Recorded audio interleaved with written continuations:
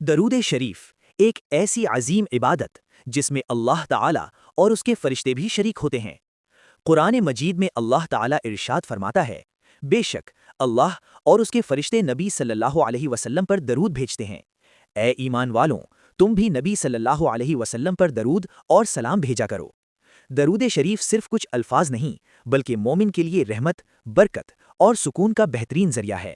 رسول اکرم صلی اللہ علیہ وسلم نے فرمایا، جو شخص مجھ پر ایک مرتبہ درود بھیجتا ہے، اللہ تعالیٰ اس پر 10 رحمتیں نازل فرماتا ہے، اس کے 10 درجات بلند کرتا ہے اور اس کے 10 گناہ معاف فرما دیتا ہے۔ سوچئے، ایک چھوٹا سا درود اور اتنی بڑی عطا۔ درود شریف سے دل زندہ ہوتا ہے، پریشانیوں کا بوجھ ہلکا ہوتا ہے اور زندگی میں عجب سا اطمینان پیدا ہوتا ہے۔ درود شریف دعا کی قبولیت کا وسیلہ ہے۔ جو دعا درود شریف سے شروع ہوتی ہے اور درود شریف پر ختم ہوتی ہے، وہ اللہ کے حضور رد نہیں ہوتی۔ غم ہو یا خوشی، تنگی ہو یا آسانی، ہر حال میں درود شریف مومن کا سہارا ہے۔